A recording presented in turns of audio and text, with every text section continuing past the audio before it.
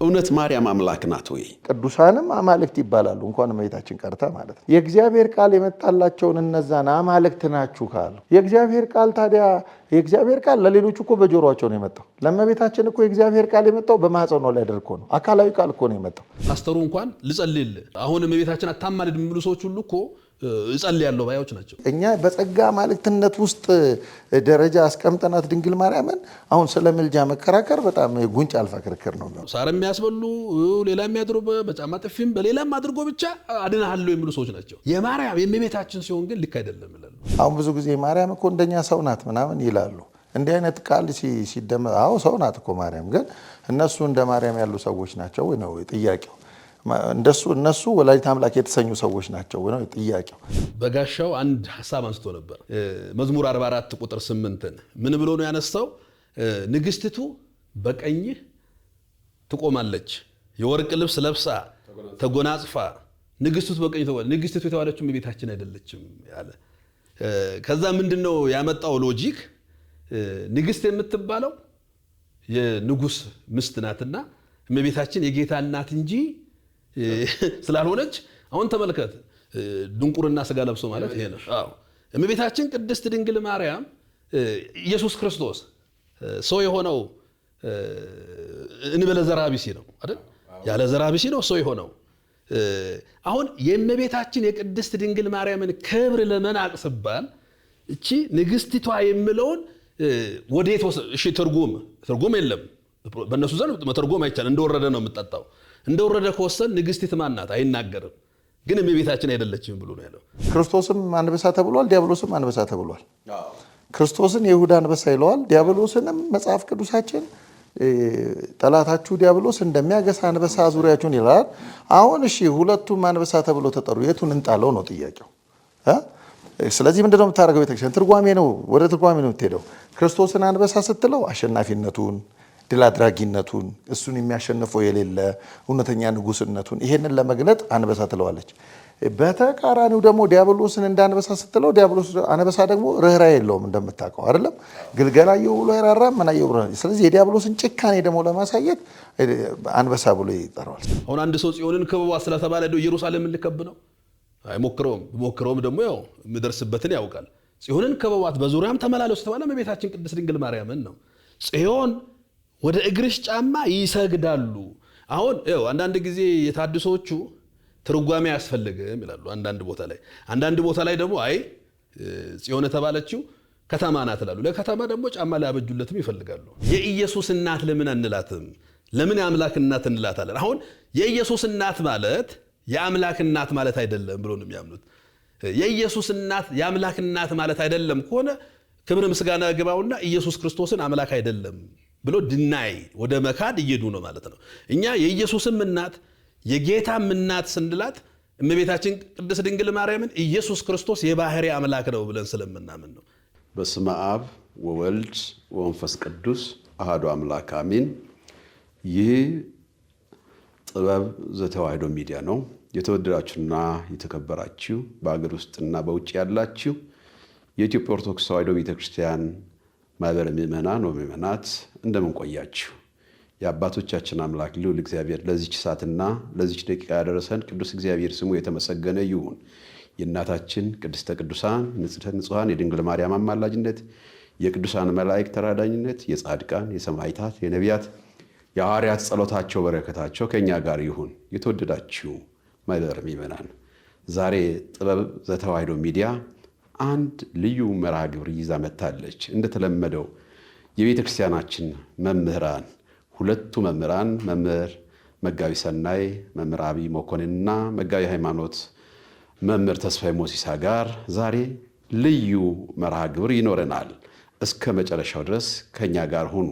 የቅዱሳን አምላክ ልዑል እግዚአብሔር በጉባኤያችን መካከል ከኛ ጋር ይሁን። ዛሬ መነሻ ሐሳብ የምናደርገው አንድ መጽሐፍ ዳሰሳ ጥናት እናደርገዋለን። ይህ መጽሐፍ በታድሶ መናፍቃን የተጻፈ መጽሐፍ ነው።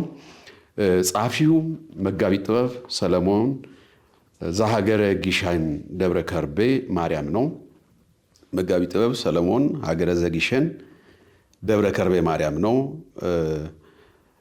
በከበሩ ላይ መጽሐፉ መጀመሪያ ከበር ላይ የእናታችን ቅድስተ ቅዱሳን ንጽሕተ ንጹሐን የድንግል ማርያም ስዕል አለ። እጅግ በጣም ልዩ ስዕል ያለበት መጽሐፍ ነው።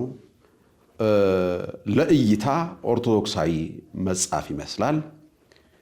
አይነ ግቡ ነው።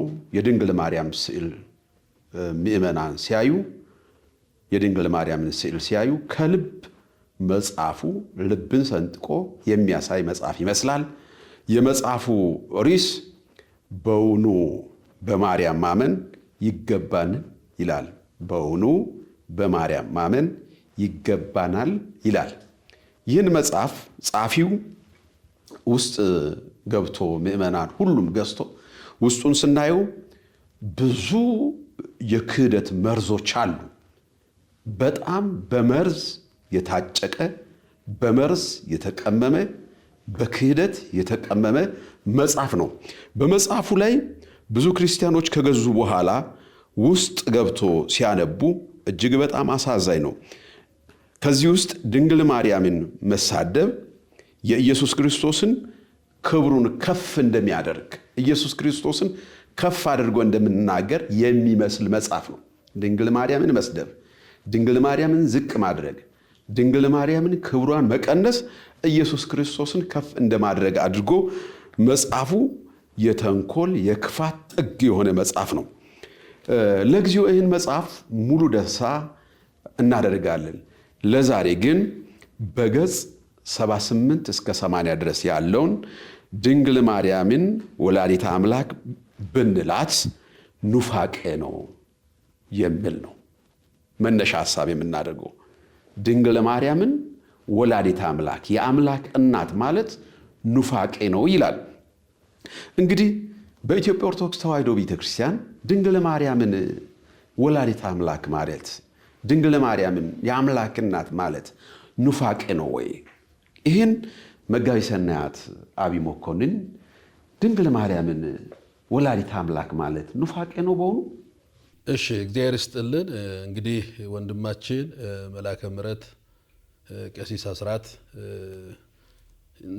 እንደገለጹልን ዛሬ እግዚአብሔር ቢፈቅድ ባለችን ጊዜ አሁን ያነሳውን ቅድም በስክሪኑ ላይ ያያችሁትን ከቨር ፔጁን ማለት ነው በውኑ በማርያም ማመን ይገባልን ነው ብሎ መጽሐፉ። የመጽሐፉም ጸሐፊ አንደኛ የክብር ስም አለው መጋቢ ጥበባት ነው ብለው፣ ሁለተኛ ምገረመው ቦታውን ያደረገው የእመቤታችን የቅድስት ድንግል ማርያም ክብር የሚገለጥበት ግሼን ደብረ ከርቤ ዘግሼን ደብረ ከርቤ መጋቢ ጥበባት ሰለሞን ዘግሼን ደብረ ከርቤ ነው ብለው።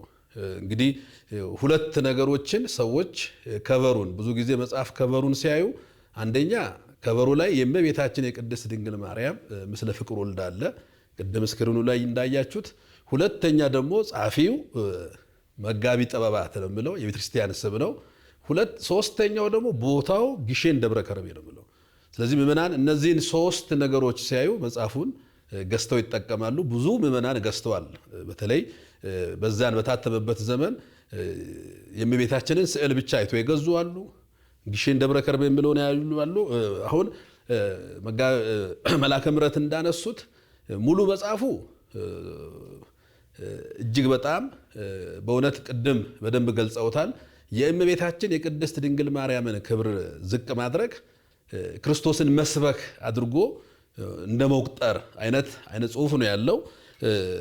መላከ ምሕረት አሁን ባነሱት ገጽ 78 ላይ እስከ 80 አንድ ጥያቄ ራሱ ነው የሚያነሳው። ጥያቄው ምን ይላል? እመቤታችን ቅድስት ድንግል ማርያምን ወላዲተ አምላክ ብንላት ኑፋቄ ነው ብሎ ይጠይቃል። ራሱ ነው የሚጠይቀው። ጻፊው ይጠይቅና ስመልስ እንዲህ ነው የምለው፣ እመቤታችን ቅድስት ድንግል ማርያምን ወላዲተ አምላክ ብለን መጥራት አዎ ኑፋቄ ነው ብሎ ይደመድመዋል። እንግዲህ ይሄ ሰው ራሱን የቤተክርስቲያን ሰው አድርጎ ነው የጻፈው። የእመቤታችንን ክብር የሚገልጥ አድርጎ ነው የጻፈው። ግን ድንግል ማርያምን ወላዲተ አምላክ ማለት ኑፋቄ ነው ይላል። ይህንን በሶስት ከፍለን አጠር አድርገን እንየው። አንደኛ የእመቤታችን የቅድስት ድንግል ማርያም ወላዲተ አምላክነት በነቢያት ትንቢት ውስጥ የለም ሆይ?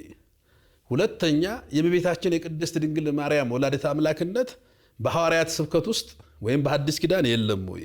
ሶስተኛው የእመቤታችን የቅድስት ድንግል ማርያም ወላዲተ አምላክነት በሐዋርያነ አበው ቀደምት በነበሩ የቤተክርስቲያን አባቶች አልተገለጠም ወይ? ከየት አምጥቶ ነው ይሄ ሰው ኑፋቄ ነው ያለው? እንግዲህ ይሄንን ስናይ በዚህ ጉዳይ ብዙዎች ሲያስተምሩ የነበሩ አሉ። አረዳዳቸውም የተለየ በተለይ ብዙ ሰው እዚህ ጋር ማየት ያለበት የእመቤታችን የቅድስት ድንግል ማርያምን ወላዲተ አምላክነት መካድ የእሷን ክብር ዝቅ ማድረግ ሳይሆን ነገረ ድህነትን ጭምር ጥያቄ ውስጥ የሚከት ነው። ሁለተኛ ደግሞ በደንብ መታየት ያለበት የክርስቶስን የባህሪ አምላክነትም ጥያቄ ምልክት ውስጥ የሚከት ነው የሚሆነው። ለዚህ ነው ብዙዎቹ ሶስት ነገሮችን ይዘው ነው በዚህ ጉዳይ ሲያስተምሩ የነበሩት። አንደኛው አንትሮፖቶኮስ የሚባል አስተምሮ አለ። ይሄ እመቤታችን ቅድስት ድንግል ማርያም የወለደችው ሰውን ነው የሚል ትምህርት አለ። እንግዲህ ኋላ ይሄንን ትምህርት ሞዲፋይ አድርጎ አስተካክሎ ትንሽ ጨማምሮበት በተለይ በጉባኤ ኤፌሶን የተወገዘው ንስጥሮስ ደግሞ እመቤታችንን ከዚህኛው አስተምሮ ወዴት ነው ያመጣው? ወደ ክርስቶቶኮስ የሚል እሷ የወለደችው ክርስቶስን ነው እንጂ እግዚአብሔርን አይደለም የሚል አስተምሮ አምጥቷል። እንግዲህ ይሄኛውን ሁለቱን አይተን ሶስተኛው የጉባኤ ኤፌሶን ውሳኔ የሆነው የቅዱስ ቄርሎስ አስተምሮ ቴዎቶኮስ የሚል ቴዎቶኮስ ማለት ወላዲተ አምላክ ወይም ቢረር ኦፍ ጎድ የምንለው ማለት ነው። ወላዲተ አምላክ የሚለውን ትምህርት የቅዱስ ቄርሎስን ትምህርት እነዚህ ሶስቱን ስናይ ሶስተኛው የቅዱስ ቄርሎስ ትምህርት የመጽሐፍ ቅዱስ ትምህርትና የሐዋርያነ አበውም ትምህርት መሆኑን መመልከት እንችላለን። የመጀመሪያው እመቤታችን ቅድስት ድንግል ማርያምን ወላዲተ አምላክ ማለት ኑፋቄ ከሆነ ክርስቶስንም የባህሪ አምላክ ማለት ኑፋቄ ሊሆን ነው ማለት ነው። ወደ ነቢያቱ ትንቢት እንመለስ። እስቲ ወደ ነቢያቱ ትንቢት ስንመለስ ስለ እመቤታችን የተነገሩ ብዙ ትንቢቶች ምሳሌዎች አሉ። ቃል በቃል የተነገረውን ብቻ ብንወስድ እነሆ ድንግል ትጸንሳለች ወንድ ልጅም ትወልዳለች ይልና ስሙንም አማኑኤል ትለዋለች ይችላል። እንግዲህ አማኑኤል የሚለውን ማቴዎስ ተረጉመው ትርጓሜውም እግዚአብሔር ከኛ ጋራ ነው። እንግዲህ አምላክ ሰው መሆኑን የሚያሳየው እግዚአብሔር የተባለው ከኛ ጋራ የኛን ባህሪ አድርጎ ከሁለት አካል አንድ አካል ከሁለት ባህሪ አንድ ባህሪ መሆኑን የሚያሳየውን ስሙንም አማኑኤል ትለዋለች። እንግዲህ ትንቢተ ኢሳይያስ ምዕራፍ 7 ቁጥር 14 ላይ የተገለጠው የኢሳይያስ ትንቢት ድንግል ማርያም የምትወልደው አማኑኤል እግዚአብሔር ከኛ ጋር ለመሆኑ ማሳያ እንደሆነ ማየት እንችላለን።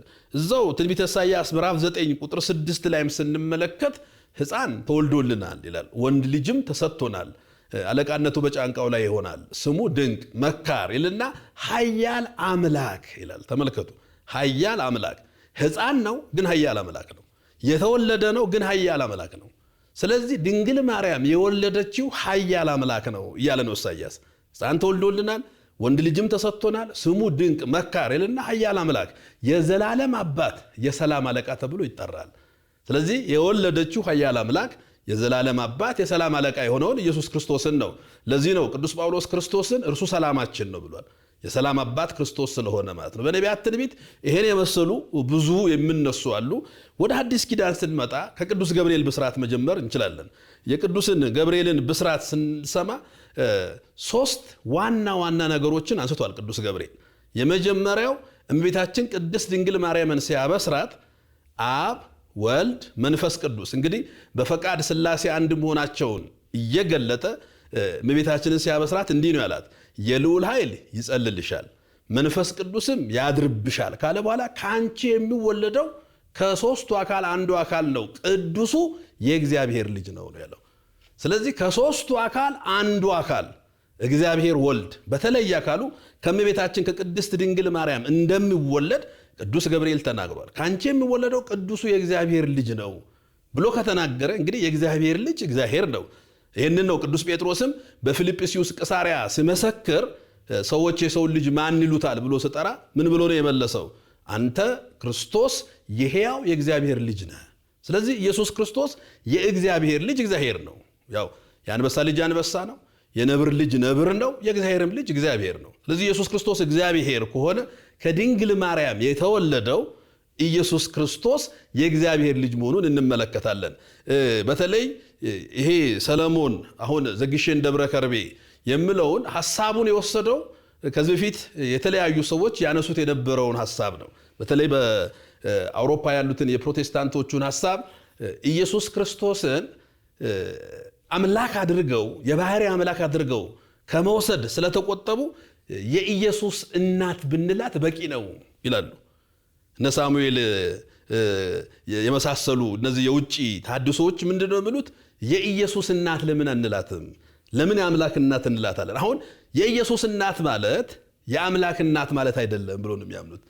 የኢየሱስ እናት የአምላክ እናት ማለት አይደለም ከሆነ ክብር ምስጋና ግባውና ኢየሱስ ክርስቶስን አምላክ አይደለም ብሎ ድናይ ወደ መካድ እየሄዱ ነው ማለት ነው። እኛ የኢየሱስም እናት የጌታም እናት ስንላት እመቤታችን ቅድስት ድንግል ማርያምን ኢየሱስ ክርስቶስ የባህሪ አምላክ ነው ብለን ስለምናምን ነው። የባህሪ አምላክ ብለን ስለምናምን ስለዚህ እመቤታችን ቅድስት ድንግል ማርያም የወለደችው እንግዲህ ከስጋዋ ስጋ ከነፍሷ ነፍስ ነስቶ ፍጹም አምላክ ፍጹም ሰው ሆኖ የተወለደው የባህሪ አምላክ ነው። ለዚህ ነው ቅዱስ ጳውሎስ በዚህ በሮሜ መልእክቱ ምዕራፍ 9 ቁጥር 5 ላይ ክርስቶስ በስጋ መጣ ይላል። እርሱ ከሁሉ በላይ ለዘላለም የተባረከ አምላክ ነው። ከሁሉ በላይ የተባረከ አምላክ ነው። ያ በስጋ ማርያም የተገለጠው አምላክ ነው። ስለዚህ ድንግል ማርያምን ወላዲተ አምላክ ማለት በፍጹም ኑፋቄ ሊሆን አይችልም። ኑፋቄ የሚሆነው ድንግል ማርያም የወለደችው አምላክ አይደለም ካል እንግዲህ የኢየሱስ ክርስቶስን የባህሪ አምላክነት ጭምር ጥያቄ ውስጥ የሚያስገባ ነው። እንግዲህ መጋቢ ሃይማኖት መምህር ተስፋዬ ሙሳ ይጨምሩበታል። የተወሰኑትን ግን አባቶቻችን ያነሱትን የተወሰኑትን ለምሳሌ ታላቁ የቤተክርስቲያን አባት ቅዱስ ጎርጎርዮስ ዘእንዝናዙ እንዲህ ይላል ስለ እመቤታችን ወላዲተ አምላክነት ሲናገር ቅድስት ድንግል ማርያም ወላዲተ አምላክ መሆኗን የማያምን ሰው ካለ ከእግዚአብሔር የተለየ ነው ይላል። ተመልከቱ፣ ከእግዚአብሔር የተለየ ነው ይልና ትስብእት መጀመሪያ ተፈጥሮ ከዛ በኋላ የእግዚአብሔር ቃል አደረበት የሚልም ቢኖር እርሱም የተወገዘ ነው ይላል። ተመልከቱ፣ አንዳንዶቹ ይሄ ክሌ ባህሪ ብሎ የሚያስተምሩ ከዛ መጥቶ ግዛዊ መስማማት ኮንጃክሽን ቅድም ያለው ግዛዊ መስማማት ነው እንጂ ፍጹም ተዋህዶ አይደለም። ሰውና አምላክ እንግዲህ ኢየሱስ ክርስቶስ አብ በሰማይ ሆኖ በዮርዳኖስም ሲናገር ይህ ልጄ ነው ያለው። በዚህ ውስጥ ያለው አይደለም፣ ፍጹም ተዋህዶ ነው። በደብረ ታቦርም ሲመሰክር ልጄ ነው። እመቤታችንን በሰርግ ቤት ስትመሰክር ይህ ልጄ ነው ያለችው። ልጄ ነው ስሙት። አብም ልጄ ነው ያለው፣ እመቤታችንም ልጄ ነው ያለችው። ስለዚህ ወልደ አብ ወልደ ማርያም የምንለው ለዚህ ነው። ለዚህ ነው ቅዱስ አትናቴዎስም ቀድሞ ትስብእት ተፈጥሮ ከዛ በኋላ መጥቶ እንደዚህ ያደረ የሚልም ሰው ካለ እሱ የተወገዘ ነው ብሎ ነው የተናገረው። ሐዋርያው ቅዱስ አትናቴዎስም ይሄንን ሲናገር ስለእመቤታችን ገብርኤል ለዘካርያስ እንደነገረው እንዲሁም ለወላዲተ አምላክ ለድንግል ማርያምም እንዲነገራት ይላል። ለወላዲተ አምላክ ለድንግል ማርያም እንዲነገራት። ስለዚህ ቅዱስ አትናቴዎስም እመቤታችንን ወላዲተ አምላክ። ስለዚህ አባቶቻችን ሐዋርያና አበውም ይሁኑ ሐዋርያትም ይሁኑ ነቢያትም ይሁኑ እመቤታችን ቅድስት ድንግል ማርያምን ወላዲተ አምላክ ብሎ ነው የሚጠሯት። ስለዚህ ሰለሞን ዘጊሼን የሚለው ያው ማምታታ ስሙ ነው። እመቤታችን ቅድስት ድንግል ማርያምን ወላዲተ አምላክነት ከነቢያትም አልጠቀሰም አይደለችም የሚለውን ከሐዋርያትም አልጠቀሰም፣ ማስረጃ አላስቀመጠም። እንደዚሁም ደግሞ ከመጽሐፍ ቅዱስም አልጠቀሰም። የግል ስሜቱን ነው የገለጠውና ባጭሩ እመቤታችን ቅድስት ድንግል ማርያም ወላዲተ አምላክ ስንል የወለደችው አምላክ ፈጣሪ ንጉስ መሆኑን ስለምናምን ነው። እንግዲህ መጋቢ ሃይማኖት ይጨምሩበታል። በጣም እናመሰግናለን መጋቢ ሰናያት መምህር አብይ። እንግዲህ ሰው በጥላቻ የፈለገውን ነገር መናገር ይችላል። እኛ ግን እናታችን ቅድስተ ቅዱሳን ንጽሕተ ንጹሐን ድንግል ማርያም አምላክን ወልዳለች፣ የአምላክ እናት ናት ብለን እናምናለን። ይሄን አስረግጠን የኢትዮጵያ ኦርቶዶክስ ተዋሕዶ ቤተክርስቲያን ከምትቀበለው ከምታምነው ነገሮች ውስጥ ትልቁ ድንግል ማርያም ወላዲተ አምላክ ብለን ነው። ይህን መጋቢ ሰናያት መምህር አብይ በደንብ አስረግጦ ነው የተናገረው። በዚሁ መምህራችን መጋቢ ሃይማኖት መምህር ተስፋዬ ሞሲሳ ይጨምራሉ ይሄን ሐሳብ። በተጨማሪ ግን አንድ ጥያቄ አለ ለእርሶ። ምንድነው የሚሆነው? ሰሞኑ ከአንድ ቴሌቪዥን ጣቢያ ጋር እርሶ ያደረጉት ቃለ ምልልስ አለ። በጣም በማህበራዊ ሚዲያ ላይ እጅግ በጣም ወጥቶ እየታየ ነው፣ ሰውም እየሰማ ነው። ምንድነው እሱ? ማርያም አምላክ ናት የሚል ነው። እውነት ማርያም አምላክ ናት ወይ? ይህን እንዲያው ለህዝቡ አስረግጦ እርሶ ቢያብራሩ። አመሰግናለሁ። ያው ወደ ዋናው ሀሳብ ወደ ጥያቄው ከመግባቴ በፊት መጋቢ ስናያት ግሩም በሆነ ሁኔታ ቤተክርስቲያን የምታምነውን የወላዲት አምላክነት የአበውን ምስክር በማድረግ አስቀምጧል። እኔም አንድ ሁለት ነጥቦችን ለመጨመር ያክል ብቻ ነው። በወላዲት አምላክነቷ ዙሪያ በጣም በስፋት ብዙ አባቶች ከሁለተኛው መቶ ክፍለ ዘመን ጀምሮ የነበሩ አባቶች ሁለተኛው፣ ሶስተኛው፣ አራተኛው መቶ ክፍለ ዘመን የነበሩ ለሐዋርያት በመንፈስ በጣም ቅርብ የነበሩ አሁን ዛሬ እነዚህ የሚነሱ ክህደቶች ከመምጣታቸው አስቀድሞ ጥንት የነበሩ አባቶቻችን የሐዋርያትን መንገድ የተከተሉት ስለ እመቤታችን ወላዲት አምላክነት በደንብ ጽፈዋል። ከዛ አስቀድሞ የወላዲት አምላክነት ቅድም መምህር አብይ እንደተናገረው ይሄ ወላዲት አምላክነት ራሱ የኢየሱስን ማንነት የሚተረጉም ነው። ከመጽሐፍ በላይ ክርስቶስን ማን እንደሆነ በትክክል ማሳየት የሚችለው ወላዲተ አምላክ የሚለው የእመቤታችን ስም ነው፣ መጠሪያ ነው። ይሄ ጌታችንን በወንጌል ራሱ ምንድነው ያለው? ሰዎች የሰው ልጅ ማን ይሉታል ብሎ ነው የጠየቀው በፊልጶስ አይደለ? ሰዎች የሰው ልጅ በፊልጶስ ቂሳሪያ ሰዎች የሰው ልጅ ማን ይሉታል? ሰዎች የማርያምን ልጅ ማን ይሉታል እያለ ነው ክርስቶስ ራሱ የማቴዎስ ወንጌል ምዕራፍ 16 ላይ። እንግዲህ ሰዎች በግምት የሚመልሱ ብዙ ሰዎች ነበሩ። እነሱን ሀሳብ ካመጡለት በኋላ እናንተስ ማን ትሉኛላችሁ ነው። እኔ ከማርያም የተወለድኩትን እኔን እናንተስ ማን ትሉኛላችሁ የሚል ሲያመጣ አንተ ውእቱ ክርስቶስ ወልደ እግዚአብሔር ሕያው፣ አንተ የሕያው የእግዚአብሔር ልጅ ክርስቶስ ነህ የሚለውን ሲመልስለት ኦ ስምዖን ወልደ ዮናስ ኢከሰተ ለከ ዘንተ ሥጋ ወደም፣ ይህንን ሥጋና ደም አልገለጠልህም የሰማዩ የአባቴ መንፈስ ነው እንጂ በማለት ወላዲት አምላክነትን እንዲህ ባለ መንገድ ወንጌል ላይ በምስጢር እናገኘዋለን። ስለዚህ የሰው ልጅ የተባለው የእግዚአብሔር ልጅ ነው፣ በሥጋ ማርያም የተገለጠው ማለት ነው። እና ስለዚህ ሰውነትን ራሱ የሰጠነው በእርሷ በኩል ነው ማለት ነው። ቅዱስ አትናቴዎስ ምን ይላል? እኛ ሰውነትን ሰጠነው፣ እሱ ደግሞ አምላክነትን ሰጠን ይላል። ኋላ እመጣበታለሁ እሱ ላይ ይሄ። ስለዚህ እኛ ሰውነትን ሰጠነው፣ ነፃ ፈቃዷን ተጠቅማ እመቤታችን በፈቃደኝነት አካሏን ከፍላ ከእርሷ እንዲወለድ ፈቃደኛ በሆነች ጊዜ አምላካችን ከሥጋዋ ሥጋ ከነፍሷ ነፍስ ነስቶ ልጇ ተብሎ ተወልዷል። ስለዚህ እመቤታችን የኢየሱስን ማንነት በደንብ የምትተረጉም በመሆኗ ወላዲት አምላክ ማንደራደርበት ስም ነው ማለት ነው። ማርያም የኢየሱስ እናት ስለሆነች እርሷም የአምላክ እናት ናት ብሎ መደምደም የአንድ ክርስቲያን ነኝ የሚል ሰው ግዴታው ነው። ይሄ ኢየሱስን አምላክ መድኃኒት ብሎ የሚያምን ሰው እርሷን የአምላክ እናት ብሎ መቀበል አስፈላጊ ነው፣ በሥጋ የተወለደባት ስለሆነች ማለት ነው። ማርያም ወላዲት አምላክ መሆኗን ብዙ አባቶች ቅድም እንዳልኩት መስክረዋል። አንደኛው ሂፖሊተስ የተባለ ታላቅ አባት ይሄ በ217 ዓ.ም አካባቢ ነው። 217 ማለት እንግዲህ ከሐዋርያት ሁለተኛው ጄኔሬሽን ማለት ነው፣ ሁለተኛው ትውልድ ማለት ነው። እና ይሄ ምን ይላል? ይህ አባት እግዚአብሔር በሥጋ ወደ ዓለም የእግዚአብሔር በሥጋ ወደ ዓለም መምጣት እድፍ በሌላትና አምላክን በወለደች ማርያም በመወለድና በፊቷ በማደግ የሆነ ነው ይላል። ይህ አምላክ እግዚአብሔር በሥጋ የመጣበትን መንገድ ሲያስረዳ እድፍ በሌላትና አምላክን በወለደች በማርያም ከዚያ በኋላ ምንድነው የሚለው? ከእርሷ በመወለድ እንደ ልጅ ይለና በፊቷም ደግሞ ልክ እንደ ልጅ ዘመንን ልጠቅልለው ብሎ አምላክ ነኝ ብሎ በአንድ ጊዜ አላደገም። በእጇ ታቅፎ ነው ያደገው፣ በጀርባዋ ታዝሎ ነው ያደገው እና በፊቷም በማደግ ጭምር ነው የሚለን። ሌላኛው አባት ደግሞ ሄሬኔዎስ ነው። ይሄ በጣም የሚታወቅ ታላቅ አባት ነው፣ ቅዱስ ሄሬኔዎስ። እርሱም ይሄም አባት የኖረው በዚህ በሶስተኛው ሴንቸሪ አካባቢ ያለ አባት ነው። ይሄም አባት ምን ይላል? ድንግል ማርያም ቃሉን በመታዘዝ ከመልአክ እግዚአብሔርን እንደምትሸከም የምስራች ተቀበለች ነው የሚለው። እግዚአብሔርን እንደምትሸከም በመታዘዟ ምክንያት ማለት ነው። ሌላው ግሪጎሪ ታምረኛው ነው። ታምረኛው ጎርጎሪዎስ የተባለው አባት ምን ይላል? ይህም 262 ዓ.ም አካባቢ የኖረ ነው፣ በነጮቹ አቆጣጠር ከክርስቶስ በኋላ ማለት ነው። እሱም ምን ይላል? ሉቃስ በመንፈስ ቅዱስ አነሳሽነት በተጻፉት የወንጌል ትረካዎች ውስጥ ለዮሴፍ ብቻ ሳይሆን ለወላዲት አምላክ ማርያም ምስክርነቱን ሰጥቷል ይላል። ሉቃስ ራሱ ለወላዲት አምላክ ማርያምም ምስክርነትን ሰጥቷል ይልና ይህንንም ይላል የዘገበልን የዳዊትን ቤተሰብ በማጣቀስ ነው ይላል። ስለዚህ ይህም አባት የነገረን እመቤታችን ቅድስት ድንግል ማርያም ፎም ሆሚሊስ የሚል መጽሐፍ አለው። ሄሬኔዎስም የጻፈልን ያንን ታላቅ መጽሐፍ በእንተ መናፍቃን የሚል መጽሐፍ አለው። ለመናፍቃን ምላሽ የሰጠው 5ኛው መጽሐፉ ላይ ነው ያስቀመጠው። መጽሐፎቹም አሉ ማለት ነው፣ ጎግል ቢደረጉ የሚገኙ ናቸው። ይህም ጎርጎሪዎስ የተባለው ታላቅ አባት ታምረኛው ለዚህ እንዲህ ባለ መንገድ አስቀምጦት እንመለከታለን። ሌላው የአሌክሳንድሪያው ጴጥሮስ ነው። ይህም አባት ምን ይላል? 305 ዓ.ም የነበረ ነው። እርሱም እንዲህ ይላል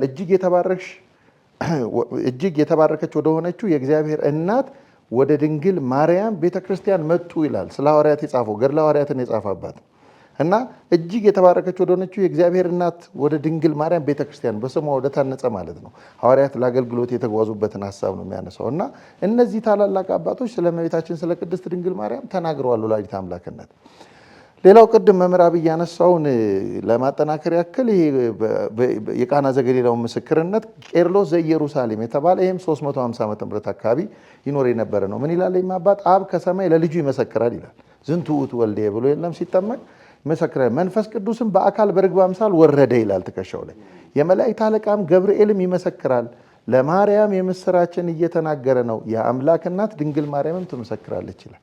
በቃና ዘገሊላ የመሰከረችው ምስክርነት። ስለዚህ እመቤታችን ቅድስት ድንግል ማርያም ጠቅለል ስናደርገው እነዚህ ሁሉ ታላላቅ አባቶች ጥንታውያን አባቶች ወላዲተ አምላክነቷን አምነው ለነገረ ስጋዌ ድልድይ የምትሆነን እናት እንደሆነች አስቀምጠዋል። ስለዚህ አሁን መጋቤ ጥበብ ሶሎሞን ብሎ ራሱን በበግ ስም የሚጠራው ተኩላ የእመቤታችንን ምስለ ፍቁር ወልዳ ቅድም እንዳልከው ስዕል የሚያምር ስዕል ከቨር ፔጁ ላይ አስቀምጦ ኋላ በ4ኛውና 5ኛው መቶ ክፍለ ዘመን የተነሱ የመናፍቃንን ሀሳብ ነው ቤተክርስቲያን ላይ ለማራገፍ የፈለገው። ይሄ ፍጹም የሆነ ኢኦርቶዶክሳዊ አስተምህሮና ኑፋቄ የምንለው እኛ ይሄንን እንጂ የእመቤታችንን ወላዲተ አምላክነት መቀበል ከሐዋርያት ጋር የመስማማት ህይወት ነው ማለት ነው።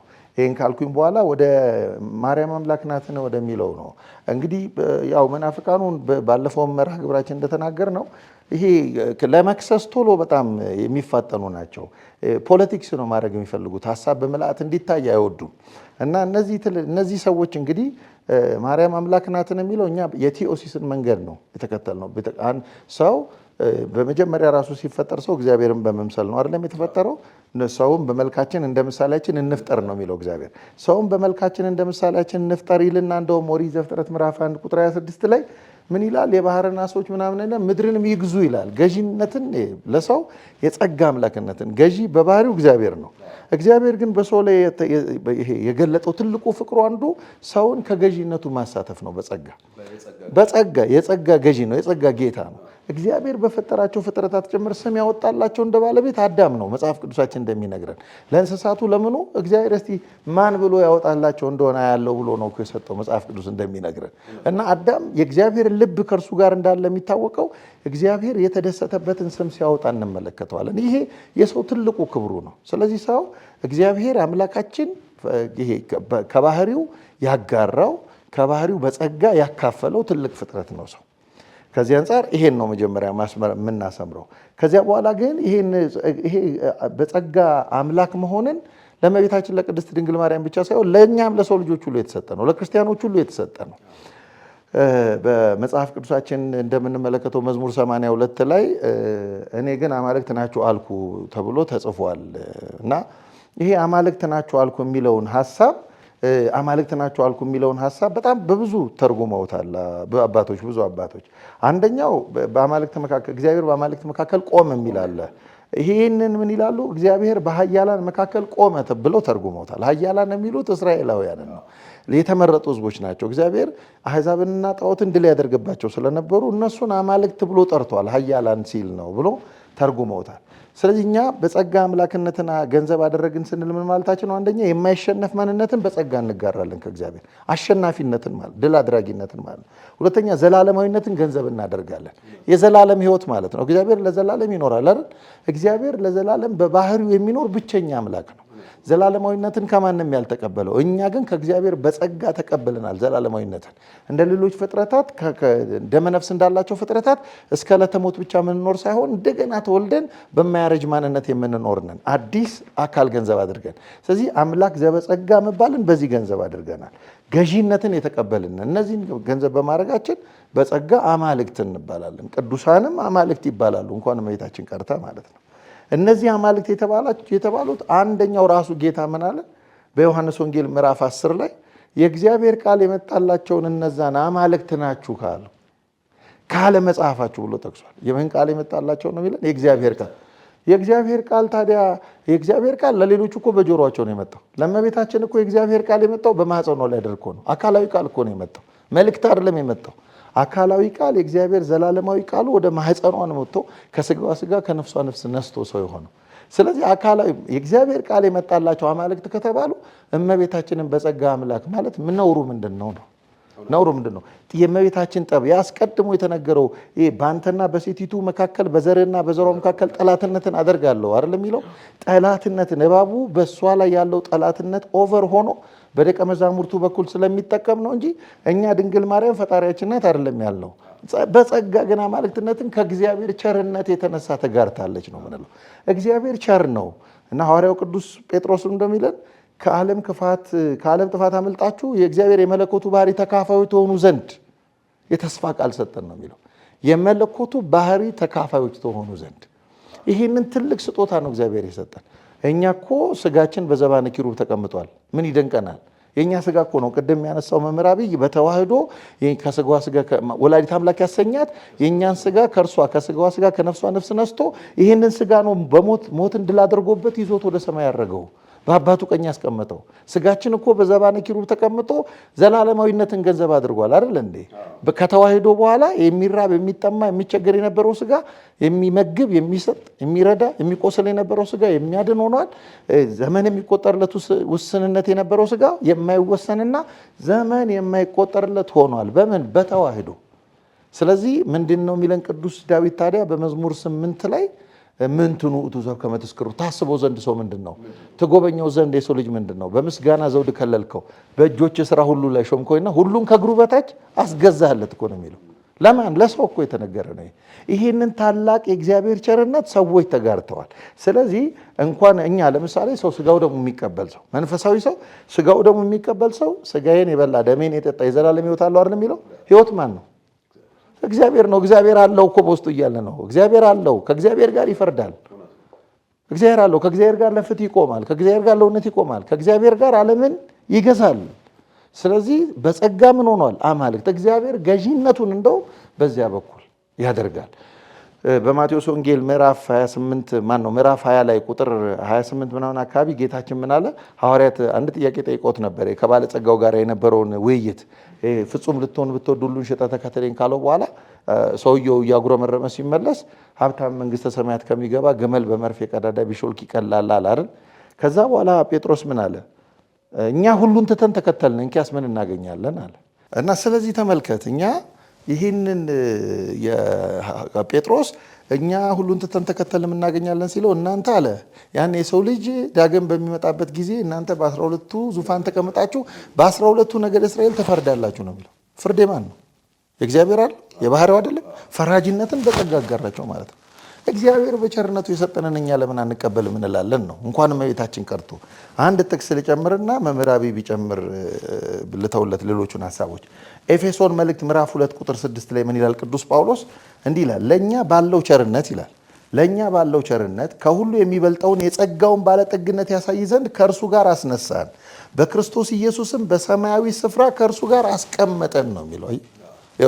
በክርስቶስ ኢየሱስ በተዋህዶ በኩል ነው እግዚአብሔር ለእኛ ካለው ቸርነት የተነሳ ከክርስቶስ የጸጋውን ባለጠግነት ያሳይ ዘንድ የጸጋውን ምን የስጦታውን ታላቅነት ያሳይ ዘንድ የስጦታው ታላቅነት ምንድን ነው? በእርሱን በሰማያዊ ስፍራ ከራሱ ጋር ማስቀመጥ ነው። እግዚአብሔር ከራሱ ጋር በክርስቶስ አስቀምጠን ነው የሚለው። ስለዚህ ክርስቶስ የእኛን አካል ነው ይዞ ሄደው ከመሬታችን ነስቶ እና እኛ እንኳን እዚያ በዘባነ ኪሩብ በክርስቶስ አማካኝነት ተቀምጠናል ብለን ነው የምንናገረው። የሰው ልጅ የኛ ስጋ ነው እናየዋለን። በነገራችን ላይ ጠበቃ የሚባለው ራሱ እሱ ነው። የተዋህደው ስጋችን አምላካችን የተዋህደው ስጋ ጋር በሰማይ ያለው። ስለዚህ እመቤታችን ቅድስት ድንግል ማርያም በጸጋ አምላክ ናት። አንድ አባት እንዲላል እሱን ተናግሬ ላልቃ። የመጀመሪያ አሪዮስፋጎስ አካባቢ ያመነ ነው። ዲዮናሲዮስ ይባላል። የቅዱስ ጳውሎስ ደቀ መዝሙር ነው። ይሄ አባት ምን ይላል? በጣም የሚደንቅ ቃል አስቀምጧል። እንዲህ ይላል በመለኮታዊ ጉዳዮች ለመገለጥ የሚጥርና በተቻለ መጠን እግዚአብሔርን ለመምሰል የሚደክም አምላክ ዘበጸጋ ተብሎ ሊጠራ ይገባዋል ይላል። ይህ እኮ የቅዱስ ጳውሎስ ደቀ መዝሙር ነው። በመለኮታዊ ጉዳዮች ለመገለጥ የሚጥርና በተቻለ መጠን እግዚአብሔርን ለመምሰል የሚደክም አምላክ ዘበጸጋ ተብሎ ሊጠራ ይገባዋል። ይሄ ከመቤታችን በላይ ታዲያ እሱን ለመምሰል የጣረ ማን አለ? ከመቤታችን በላይ መልኳ አምላክን መልክ ይመስል ነበር ተብሎ ተጽፎ የልጁን መልክ እንዲመስሉ አስቀድሞ ወስኗል ያለው ከሐዋርያው በመቤታችን በኩል በደንብ እኮ ነው የታየው። እመቤታችን እኮ አምሳያ ልጇን ነው የወለደችው እኮ አካላዊ ቃል እርሷ መጥቶ ከሷ በላይ ማን አለ እርሱን የመሰለ በዚህ ምድር ላይ? እና እግዚአብሔርን የመምሰል ምስጢርና ወንጌል ብለን የምንገልጣት እመቤታችን ቅድስት ድንግል ማርያም በጸጋ አምላክ ትባላለች። የምንለው ግን ደግሜ እላለሁ በጸጋ ነው። በባህሪ አምላክ እግዚአብሔር ብቻ ነው።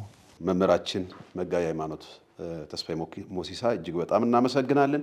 እንግዲህ እናታችን ቅድስተ ቅዱሳን ንጽሕተ ንጹሐን ድንግል ማርያም በጸጋ አምላክ ብለን እናምናለን። በጸጋ በልጇ በወዳጇ በኢየሱስ ክርስቶስ ፊት ትቆማለች፣ ታማልዳለች። ለእኛ እናት ናት። የጸጋ አምላክ ብለን ከአምላክ የተቀበለችው ጸጋ መቀበል ነው። ከእግዚአብሔር የሚሰጥ ስጦታ ነው። በዚሁ የጸጋ አምላክ ብለን እናምናለን ብለን ነው። ከዚሁ ጋር ተያይዞ መምህር አብይ ይህን ሀሳብ እርሶም ይጨምራሉ። ከዚህ ጋር ግን ተያይዞ አንድ ጥያቄ አለ ለእርሶም አቀርበው። እናታችን ቅድስት ድንግል ማርያም በኢትዮጵያ ኦርቶዶክስ ተዋሕዶ ቤተክርስቲያን ላይ ጽዮን ብለን ስሟን እንጠራለን። ጽዮን እናታችን ብለን እንጠራለን። ግን ታድሶ መናፍቃን እመቤታችን ቅድስት ድንግል ማርያም ጽዮን ተብላ ልትጠራ አይገባም ይላሉ። ይህን እርሶ ምን ይላሉ? እስቲ እግዚአብሔር ይስጥልን። እንግዲህ መጋቢ ሃይማኖት በደንብ በሰፊው አንስተውታል። በእውነት ቃለ ሕይወት ያሰማልን።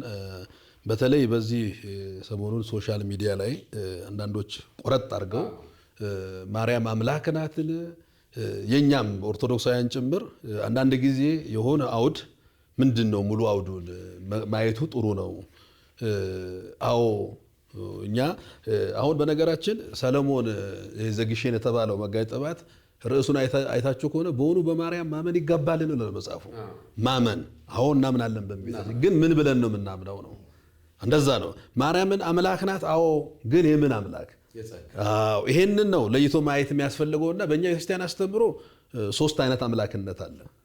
አንደኛው አምላክነት የባህሪ ነው። እሱ ለእግዚአብሔር ብቻ የሚሰጥ ነው። ቅድም በደንብ ተጠቅልቷል። ሁለተኛ የጸጋ ነው። ጸጋ ማለት ስጦታ ነው። ሶስተኛ ባዕድ አማልክት ደግሞ መባሉ አሉ። ባዕድ አማልክት የምንላቸው አሉ። ለምሳሌ ከኔ በቀር ሌላ አምላክ አታምልክ። እግዚአብሔር በደንብ አድርጎ በሕግ ያስቀምጠው እኔ እግዚአብሔር አምላክ ነኝ፣ ከኔ በቀር ሌላ አማልክቶች አይኑሩ ይልና ቅድም መምህር ተስፋዬ ሲያነሳ በነበረው በዳዊት መዝሙር 81 82 ላይ ምንድን ነው ብለው እግዚአብሔር በአማልክት መካከል ቆመ ይላል።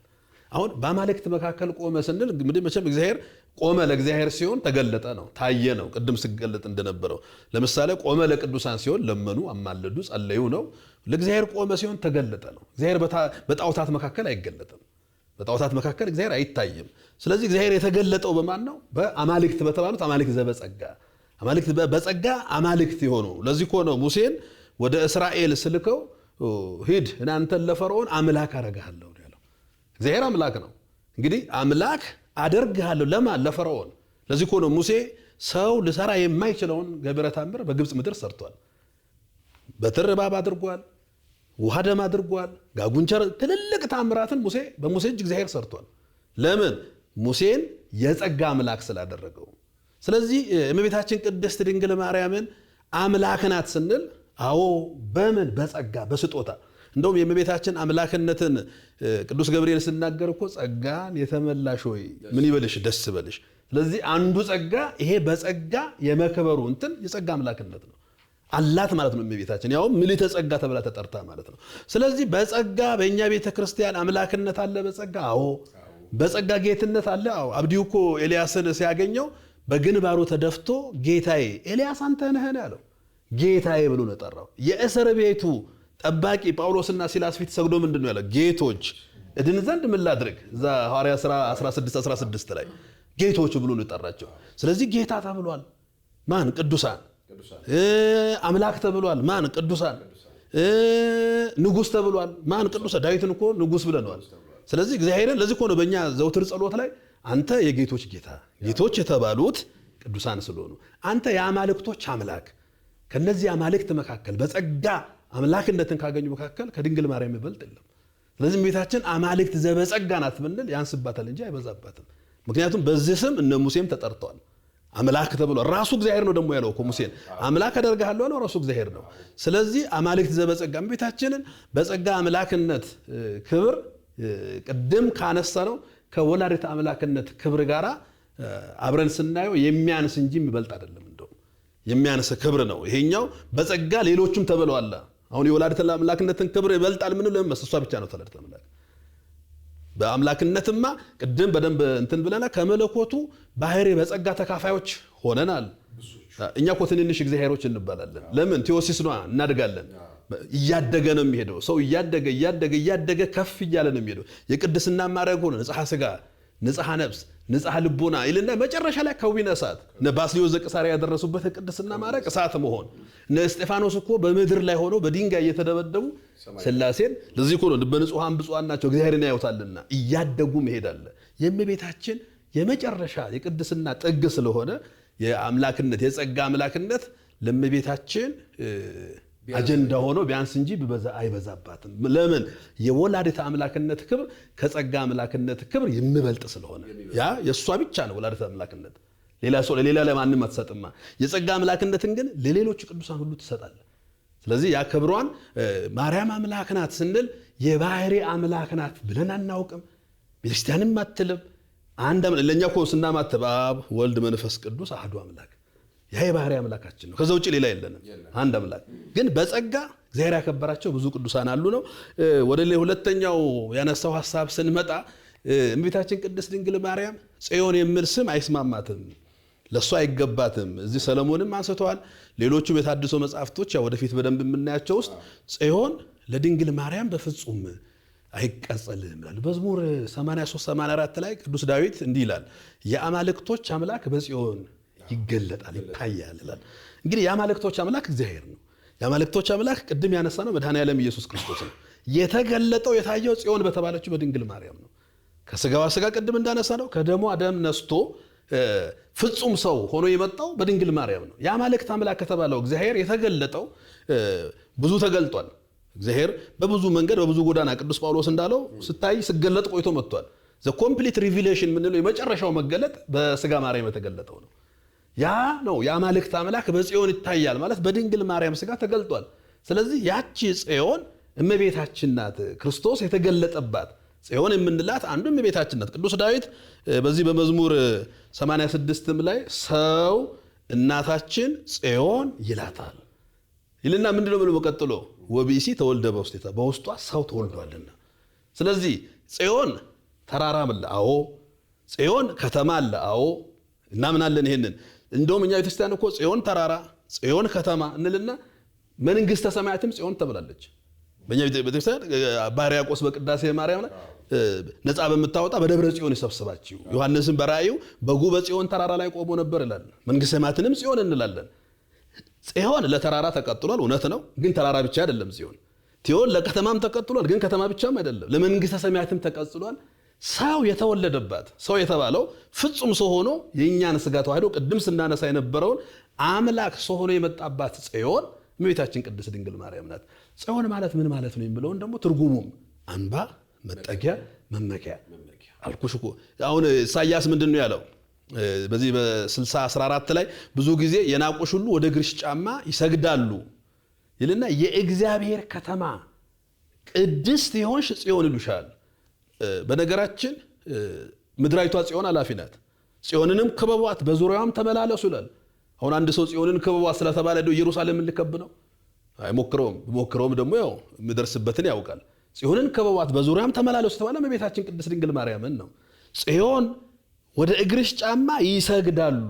አሁን ያው አንዳንድ ጊዜ የታድሶቹ ትርጓሜ አያስፈልግም ይላሉ አንዳንድ ቦታ ላይ ደግሞ አይ ጽዮን የተባለችው ከተማ ናት ይላሉ። ለከተማ ደግሞ ጫማ ሊያበጁለትም ይፈልጋሉ። ወደ እግርሽ ጫማ ይሰግዳሉ የሚለውን ለእመቤታችን የተተረጎመበትን ሰፊ አውድ አለው። ሌላኛው ጽዮን እመቤታችን መሆኗን ሰሞኑን ወደፊት ልናነሳ እንችላለን። በጋሻው አንድ ሐሳብ አንስቶ ነበር። መዝሙር 44 ቁጥር 8 ምን ብሎ ነው ያነሳው? ንግስቲቱ በቀኝህ ትቆማለች፣ የወርቅ ልብስ ለብሳ ተጎናጽፋ። ንግስቲቱ በቀኝ ተቆማለች። ንግስቲቱ የተባለችው እመቤታችን አይደለችም ያለ። ከዛ ምንድነው ያመጣው ሎጂክ? ንግስት የምትባለው የንጉስ ምስት ናትና እመቤታችን የጌታ እናት እንጂ ስላልሆነች። አሁን ተመልከት፣ ድንቁርና ስጋ ለብሶ ማለት ይሄ ነው። አዎ እመቤታችን ቅድስት ድንግል ማርያም ኢየሱስ ክርስቶስ ሰው የሆነው እንበለ ዘራቢሲ ነው አይደል? ያለ ዘራቢሲ ነው ሰው የሆነው። አሁን የእመቤታችን የቅድስት ድንግል ማርያምን ክብር ለመናቅ ሲባል እቺ ንግስቲቷ የሚለውን ወዴት እሺ ትርጉም የለም በእነሱ ዘንድ መተርጎም አይቻል። እንደወረደ ነው የምትጠጣው። እንደወረደ ከወሰን ንግስቲት ማናት አይናገርም። ግን እመቤታችን አይደለችም ብሎ ነው ያለው። ተመልከቱ። የወርድና ምን ነው ብለው ቅዱስ ዳዊት ልጄ ሆይ ስሚ ጆሮሽንም አዘንቢ ንጉስ ውበትሽን ወዷልና ይላል። ልጄ ሆይ አሁን ተመልከት። የኢየሱስ ክርስቶስ የትውልድ መጽሐፍ ሲጀምር የዳዊት ልጅ ብሎ ነው የሚጀምረው። የዳዊት ልጅ ታዲያ የዳዊት ልጅ ብሎ ስለጀመረ ኢየሱስ ክርስቶስ የዳዊት የልጅ ልጅ በስጋ ነው ወይም ደግሞ በዛኛው መንገድ ነው? አሁን ይኸው ተመልከት። እርስ በርስ የሚጋጭ ብዙ ሐሳቦችን ያነሳል። እመቤታችን ቅድስት ድንግል ማርያም ጽዮን አይደለችም ብቻ አይደለም እያሉ አይደለም። ንግስት የተባለችው ቅዱስ ዳዊት ልጄ ብሎ የጠራት እመቤታችን ቅድስት ንጉስ ውበትሽን ወዷል አይደል? አብ ከሰማይ ተመለከተ ባለፈው ስናነሳው የነበረው እንዳንቺ ያለ አላገኘም። ያቺ ንግስት እመቤታችን መሆኗን እንኳን ታድሶቹ ሌሎቹም አሁን ድናይ ያደረጉ ነው። ስለዚህ ጽዮን በእኛ ቤተክርስቲያን አስተምሮ አሁን ለእመቤታችን ይቀጸላል። ለእመቤታችን የሚቀጸልበት ቅድም ባየነው አውድ ከሷ የተወለደው ሰው የሆነው አምላክ፣ ከሷ የተወለደው መድኃኔ ዓለም ኢየሱስ ክርስቶስ፣ ከሷ የተወለደው መድኃኒት ያቺ አምባ መጠጊያ መመኪያ ምድራዊቷ ጽዮን ልትሆን ስለማትችል እቺ ምድራዊቷ ጽዮን ተብላ ብዙ ጊዜ እኮ ጠፍታለች። ምድራዊቷ ጽዮን ሺህ ጊዜ ጠፍታ አሁንም ያለችበትን እናውቃለን። እቺ ምድር ያቺ ጽዮን ናት ብለን እንዳንጠራት በውስጧ ሰው ተወልዷል። ሰው ሁሉ ነው ብለው ተመልከት። ሰው ሁሉ እቺኛዋን ጽዮን ሰው ሁሉ አይደለም መጠራት ምድራዊቷን። እመቤታችን ግን ትውልድ ሁሉ ያመሰግኑኛል ብጽዕት ይሉኛል። ሰው ሁሉ እናታችን ጽዮን የአምላክ እናት አምባ መጠጊያ ብሎ ሰው ሁሉ ተስማምቶ የሚጠራት እመቤታችንን ነው። ለዚህ ነው ትውልድ ስንል ያው ካም ሴም ያፌት ትውልድ ሁሉ የሚያመሰግናት ሲሆን እመቤታችን ናት። መጋቢ ያኖት ቢጨምሩበት ጥሩ ነው። ድንቅ አገላለጽ ነው መጋቢ ሰናያት መምራቢ። እንግዲህ እናታችን ቅድስት ድንግል ማርያም ጽዮን ብለን እንጠራለን። ጽዮን አምባ መጠጊያ መሸሸጊያ ነው። ድንግል ማርያም አምባችን ናት፣ መጠጊያችን ናት፣ መሸሸጊያችን ናት። ጽዮን የንጉስ ከተማ ናት። የንጉስ የታላቁ ንጉስ የክርስቶስ ከተማ ድንግል ማርያም ናት። በሷ ላይ የዘላለም ንጉስ የነገስታት ንጉስ የአማልክት አምላክ ከሶስቱ አካላት አንዱ አካል ወልደ እግዚአብሔር በሷ ላይ ነግሷል። ከስጋዋ ስጋ ከደሟ ደም ከስጋዋ ስጋ ነስቶ ቅዱስ እግዚአብሔር በሷ ላይ ነግሷል። ስለዚህ የነገስታት መናገሻ የንጉስ መናገሻ የክርስቶስ ከተማ ድንግል ማርያም ጽዮን ትባላለች። በዚሁ እንግዲህ መጋቢ ሃይማኖት መምህር ተስፋዬ ሞሲሳ ይሄን አያይዞ ጽዮን የሚለውንም የተወሰነ ነገር ነካ ያደርጋሉ። በተጨማሪ ግን ታድሶ መናፍቃን የሚያነሱት ነገሮች አሉ። በእኛ ቤተክርስቲያናችን ሰዓሊ ለነ ቅድስት በዚሁ በውዳሴ ማርያም ላይ ድንግል ሆይ ለምኝል እንላለን። ሌላው በብዙ ጸሎቶች የእናታችን ድንግል ማርያም ምልጃዋን እናምናለን። እንኳን ጸሎት ስናደርግ አባቶች ካህናት ኑዛዜ ሲሰጡ በእንተ ስማ ለማርያም በእናታችን በቅድስት ድንግል ማርያም ስም ማረን፣ በድንግል ማርያም ስም ማረን እንላለን። ምልጃዋን እናምናለን። ድንግል ማርያም እንደምታማልድ በልጇ በወዳጇ በኢየሱስ ክርስቶስ ፊት እንደምትቆም እናምናለን። ታድሶ መናፍቃን ድንግል ማርያም አታማልድም የሚል ነጭ ሐሰት እንዲያው እጅግ በጣም ለአንደበትም ለሕልናም የሚከብድ ክህደት ነው የምናገሩት። ለዚሁ ምን ይላሉ? ድንግል ማርያም አማላጃችን ናት። ይህን እንዲያው ሰፋ አድርጎ ለሚከታተሉት ለማህበረ ምእመናን ለሁሉም ቢገልጹልን። አመሰግናለሁ። መጋቢ ሰናያትም ያው ቃለ ሕይወት ያሰማልን። እኛ ያው ጽዮን በደንብ ተብራርቷል። ብዙ መግባት አልፈልግም እዚያ ላይ ግን እንደው አንዳንድ ጊዜ አሁን የመናፍቃኑ ትልቁ ችግር በተለይ የፕሮቴስታንት ባሪያዎች ሆነው በተሐድሶ ስም እኛ ቤተክርስቲያን ውስጥ የሚሰሩ ሰዎች በጣም የሚያሳዝኑ ናቸው። አንደኛው እንግዲህ የመጀመሪያው ይሄ ሁሉ ጥላቻ ውስጥ እንዲገቡ የሚያደርጋቸው ለሰው የሚሰጡት ቫልዩ በጣም አናሳ ስለሆነ ነው። አሁን ብዙ ጊዜ ማርያም እኮ እንደኛ ሰው ናት ምናምን ይላሉ። እንዲህ አይነት ቃል ሲደመጥ አዎ ሰው ናት እኮ ማርያም፣ ግን እነሱ እንደ ማርያም ያሉ ሰዎች ናቸው ወይ ነው ጥያቄው። እነሱ ወላዲተ አምላክ የተሰኙ ሰዎች ናቸው ወይ ነው ጥያቄው። እና አሁን የጽዮንን ጉዳይ መጽሐፍ ቅዱስ ብዙ ጊዜ እንግዲህ ቅድም ማነጻጸሪያቸው ይሄ ንግስት እኮ እንዲህ ስለምትባል ምናምን እንዲህ ስለሆነ ነው የሚሉት አይደል? ጽዮንም ተራራ ስለተባለ ይላሉ። ሁልጊዜ መጽሐፍ ቅዱስን በአውድ መረዳት በጣም አስፈላጊ ነው የሚሆነው። በአውድ መረዳት ያ ማለት ለምሳሌ ክርስቶስም አንበሳ ተብሏል፣ ዲያብሎስም አንበሳ ተብሏል። ክርስቶስን የይሁዳ አንበሳ ይለዋል፣ ዲያብሎስንም መጽሐፍ ቅዱሳችን ጠላታችሁ ዲያብሎስ እንደሚያገሳ አንበሳ ዙሪያችሁን ይላል። አሁን እሺ ሁለቱም አንበሳ ተብሎ ተጠሩ፣ የቱን እንጣለው ነው ጥያቄው። ስለዚህ ምንድነው የምታደርገው? ቤተክርስቲያን ትርጓሜ ነው፣ ወደ ትርጓሜ ነው የምትሄደው። ክርስቶስን አንበሳ ስትለው አሸናፊነቱን፣ ድል አድራጊነቱን፣ እሱን የሚያሸንፈው የሌለ እውነተኛ ንጉስነቱን ይሄንን ለመግለጥ አንበሳ ትለዋለች። በተቃራኒው ደግሞ ዲያብሎስን እንደ አንበሳ ስትለው ዲያብሎስ አንበሳ ደግሞ ርኅራኄ የለውም እንደምታውቀው አይደለም። ግልገላየው ብሎ አይራራም ምናየው ብሎ። ስለዚህ የዲያብሎስን ጭካኔ ደግሞ ለማሳየት አንበሳ ብሎ ይጠራዋል። ስለዚህ እኛ ሁል ጊዜ በአውዱ ነው የምንረዳው ማለት ነው። አውዱ በጣም ወሳኝ ነው። ለምንድን ነው የተነገረው? ኮንቴክስት መፈለግ በጣም አስፈላጊ ነው። አሁን የፕሮቴስታንቱና የተሐድሶቹ ትልቁ ችግር መጽሐፍ ቅዱሱን በግልብ ነው የሚመለከቱት። ስለዚህ የሆነ ቦታ የሆነ ነገር ያነቡና ከሌላ ጋር የሚጋጭባቸው ለዚህ ነው። ስለዚህ ጽዮንን የምንረዳት ልክ እንደዚህ ነው። መንግስተ ሰማያትንም ጽዮን ቅድም መጋቢ ሰናያ በደንብ አንስቶታል። ሐዋርያው ቅዱስ ጳውሎስ ምን ይላል? ወደዚህ የዕብራውያን መልእክት ምዕራፍ 2 ቁጥር 22 ላይ እናንተ ግን ወደ ታላቁ ወደ ጽዮን ተራራና ወደ ምዕራፍ 12 ቁጥር 22 ይቅርታ፣ ወደ ታላቁ ወደ ጽዮን ተራራና ወደ ሕያው እግዚአብሔር ከተማ ደርሳችኋል ነው የሚለን። አሁን ያንን ጽዮንን የእግዚአብሔር ከተማ ብሎ ጠርቶታል። የእግዚአብሔር ከተማ ለምንድን ነው ብሎ የጠራው? መንግስተ ሰማያት ርስት ናት አይደለም እንዴ? ለኛ የሰጠን ርስት እግዚአብሔር ለኛ ርስቱን ሰጠን ስንል መንግስቱን ሰጠን፣ ከተማውን መንገሻውን ለኛ ሰጠን አይደለ? ልክ እንደዚህ ሁሉ እመቤታችንንም ጽዮን የምንላት የእርሱ ከተማ ናት። መዝሙር 86 ላይ ነኪር ነገሩ በእንቲአኪ ሀገረ እግዚአብሔር አለ የሚለው አንቺ የእግዚአብሔር ከተማ ስለ አንቺ የተነገረ ነገር ድንቅ ነው ነው የሚለው ዳዊት። ስለዚህ እመቤታችንን ርስት አድርጎ ለኛ ሰጥቶናል አይደለም።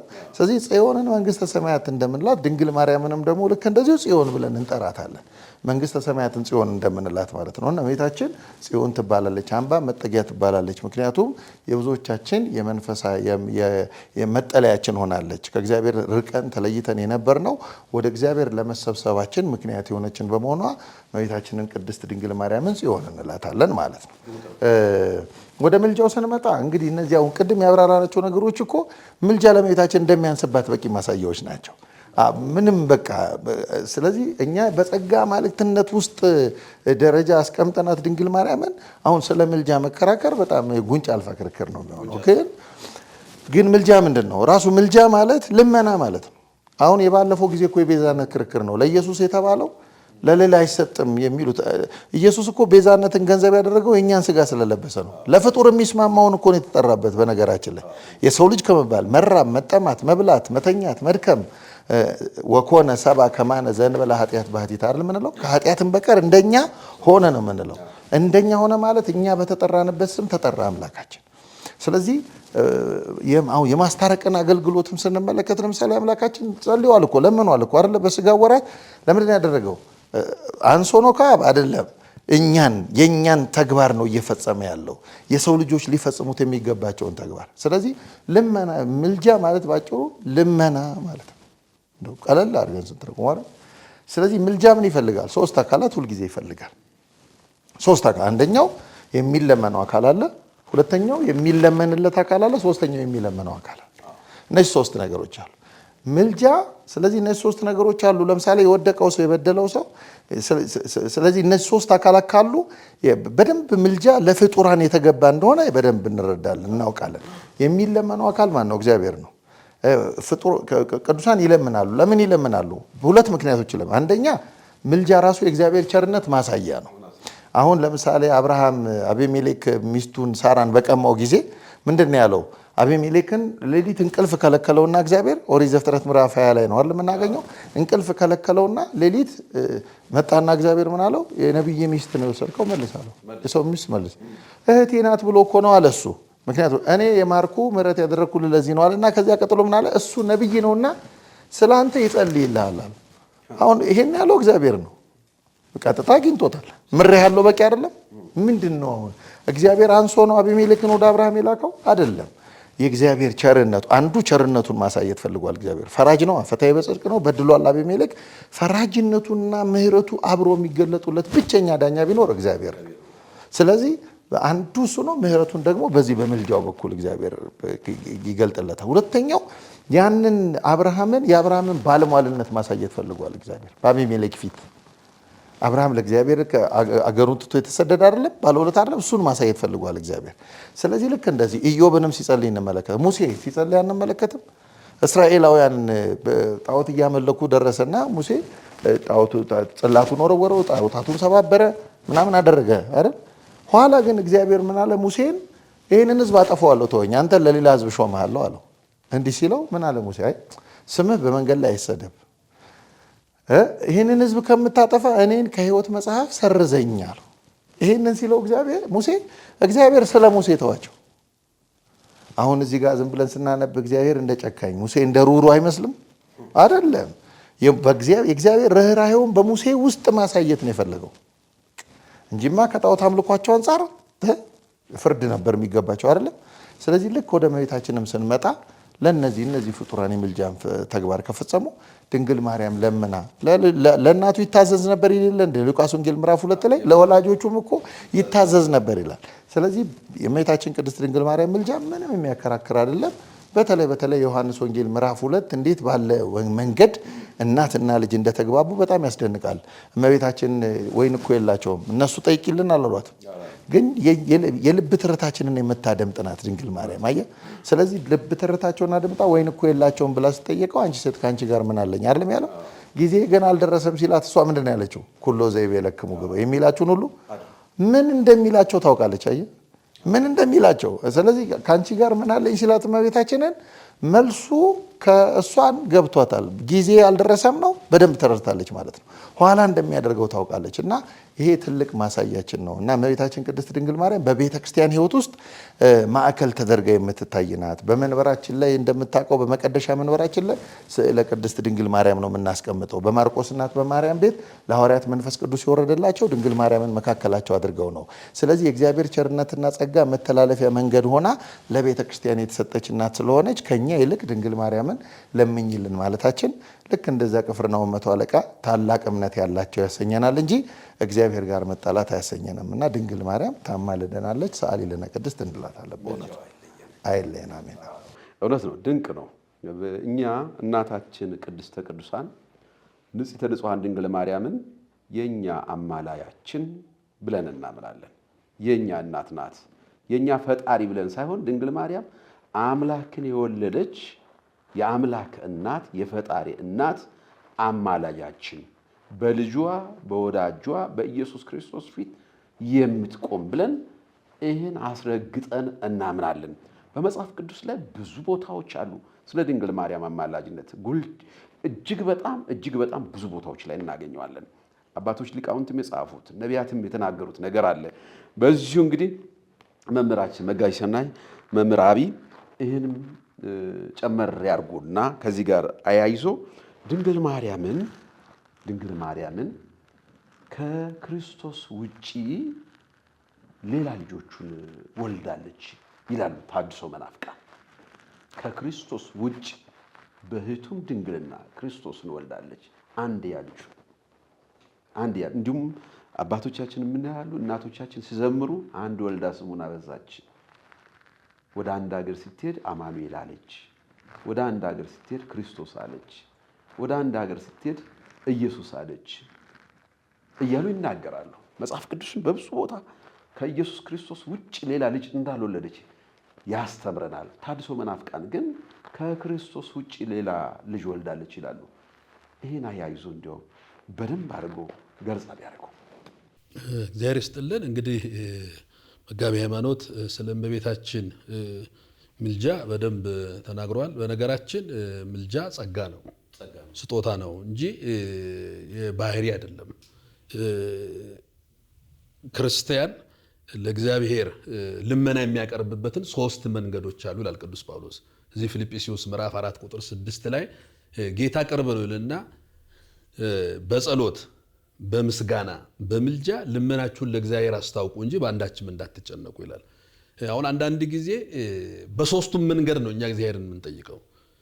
ጸሎት ወደ እግዚአብሔር እንጸልያለን። ለምሳሌ በእኛ ክርስቲያን አባታችን ሆይ ብለን እንጸልያለን፣ በቀጥታ ስሙን እንጠራለን። ከዛ ቀጥሎ ደግሞ ቅድም ስባል እንደነበረው በእኛ ቤተክርስቲያን ስለ እግዚኦ ማረነ ክርስቶስ እንላለን፣ አቤቱ ይቅር በለን። ሁለተኛ ደግሞ ስለ እናቴ ስለ ቅድስት ድንግል ማርያም ብለ ይቅር በለን እንላለን። ይሄን መጽሐፍ ቅዱስ ስለሚያዘን ነው። ጸሎት ነው፣ ከዛሳ ምስጋና ነው፣ ከዛ ምልጃ ነው። አሁን ምልጃ በቤተ ክርስቲያን በመጽሐፍ ቅዱስ የተፈቀደ ነው፣ መጽሐፍ ቅዱሳዊ ነው። ምልጃ ጸጋ ነው። ቅድም እንዳለው እመቤታችን ታማልዳለች አታማልድም የሚል ጥያቄ ስነሳ እመቤታችን የጎደላት ጸጋ አለ ወይ የሚል አብሮ ይነሳል። ለምን መሰለ? ያው ቅድም ስናነሳ እንደነበረው ቅዱስ ገብርኤል ጸጋን የተመላሽ ወይ ደስ ይበልሽ ማለት ምልዕተ ጸጋ። የሚገርመው ደግሞ በዛ ዘመን ነው፣ በብሉይ ኪዳን ዘመን ሁሉ ኃጢአትን ሰርቷል የእግዚአብሔር ክብር ጎሎታል በተባለበት ዘመን እንኳን እመቤታችን ምልዕተ ጸጋ ናት። ስለዚህ መለመን በነገራችን ምልጃ አይተ ከሆነ ልጸልይልህ ይኮናል። ፓስተሩ እንኳን ልጸልይልህ አሁን እመቤታችን አታማልድ የሚሉ ሰዎች ሁሉ እኮ እጸልያለሁ ባዮች ናቸው። ሳር የሚያስበሉ ሌላ የሚያድሩ በጫማ ጥፊም በሌላም አድርጎ ብቻ አድናለሁ የሚሉ ሰዎች ናቸው። የማርያም የእመቤታችን ሲሆን ግን ልክ አይደለም ይላሉ። ስለዚህ እመቤታችን የተሰጣት ጸጋ ምኑ ነው? አንዱ ጸጋ መለመን ነው። በነገራችን ምልጃ ለእመቤታችን ቅድም ካነሳ ነው ቅድም መጋቢያ ሃይማኖት እንዳነሱት ታች ነው። መለመን ለእመቤታችን ምንም አይደለም። ምንም እጅግ በጣም እምንት ነገር ነው። ምክንያቱም እሷ ወላዲተ አምላክ ናት። የሚገርም ነገር ኢየሱስ ክርስቶስ 33 ዓመት ነው ምድር ላይ የኖረው አይደል? መጽሐፍ ቅዱስን ስናነብ ተሰደደ ይልና እንደገና 12 ዓመት ላይ ቤተ መቅደስ ታየ ይላል። ከዛ 30 ዘመን ላይ በዮርዳኖስ ተጠመቀ ይላል። ከ12 ዓመት እስከ 30 ዓመት የት ነው የነበረው ኢየሱስ ክርስቶስ? ይህንን ማንም ሰው አይመልስም ከእመቤታችን ውጭ አብሯት ነው የነበረው። እመቤታችን ከክርስቶስ ተለይታ ነበረችበት ዘመን የለም። ስለዚህ እመቤታችንን አሁን ስለ ምልጃ እንዴት ጥያቄ ትጠይቃለህ? እመቤታችን ታማልደች አታማልድም እንዴት እንላለን? ከ12 ዓመት እስከ 30 ዓመት ከእመቤታችን ጋር ነው የነበረው ክርስቶስ። ከክርስቶስ ጋር ያልነበረችበት ጊዜ የለም። ቅድም መጋቢያ ሃይማኖት አንስቶታል። ይታዘዛት ነበር፣ ያገለግላት ነበር። ልጅ ነው እንግዲህ ተመልከት። እሷ አዝላው ተሰዳለች። ክርስቶስ ጋራ የመጨረሻውን የማዳኑን ስራ ቀራንዮ ሲፈጽም ነበረች መስቀሉ ስር እመቤታችን ማለት ነው። ስለዚህ የእመቤታችን ምልጃን ለእመቤታችን ትልቅ እሾ አድርጎ የሚያወራ ሰው ኢየሱስ ክርስቶስን ካለማወቅ የሚመነጭ ይመስለኛል።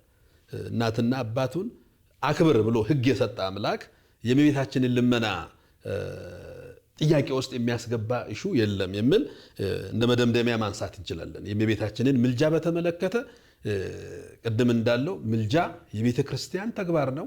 ምልጃ እግዚአብሔርን የምንለምንበት አንድ መንገድ ነው። ምልጃ ማለት ቅድም እንደተባለው 3 አካል ያስፈልጓል። ስለማን ብለን እንለምነው? ከእመቤታችን በላይ ስለማን ብለን? ስለ ዳዊት ብሎ ብዙ ነገር አድርጓል እግዚአብሔር።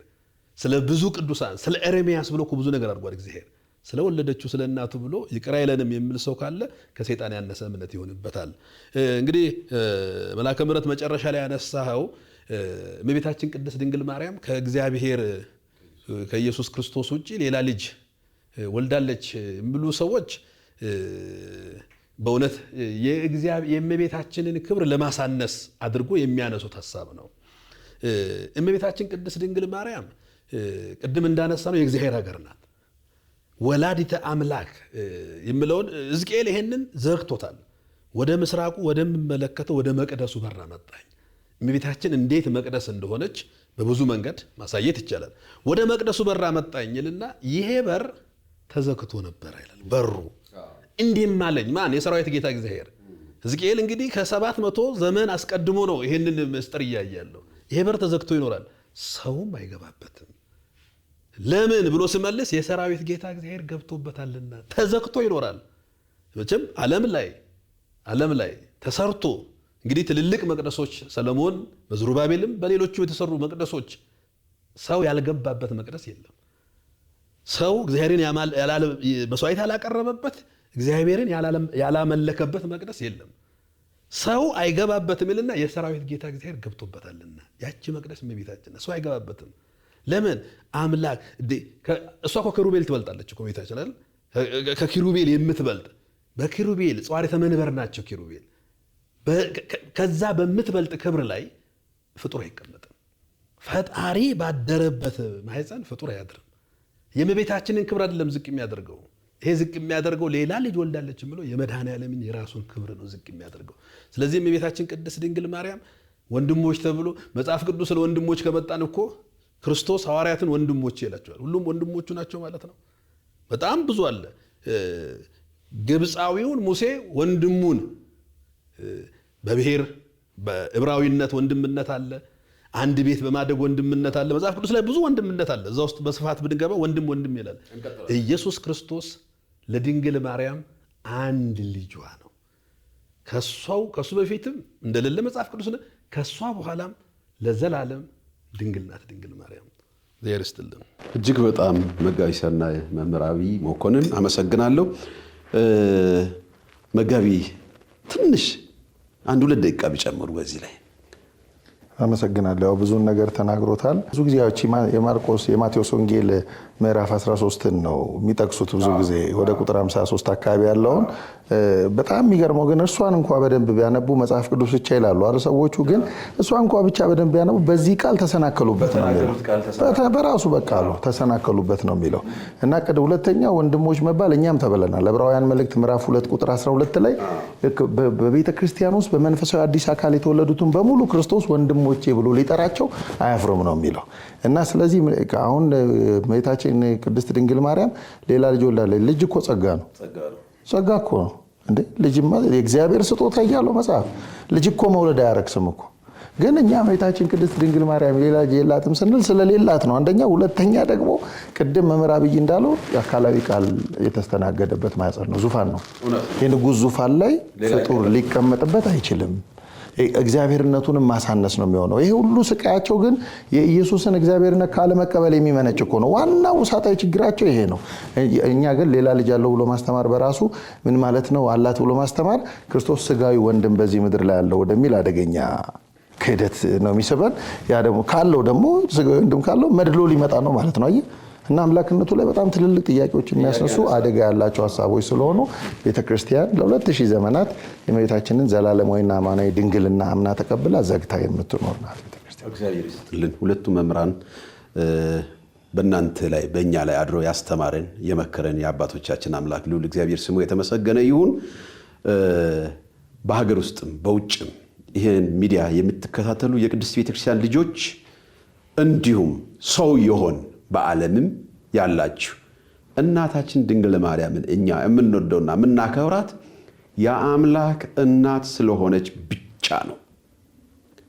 ድንግል ማርያምን የሚጠላ ሰው ደግሞ ኢየሱስ ክርስቶስ አምላክ መሆኑን የማያምን ነው። የኢየሱስ ክርስቶስን አምላክነቱን የሚጠራጠር ሰው ድንግል ማርያም የአምላክ እናት መሆኗን አያምንም።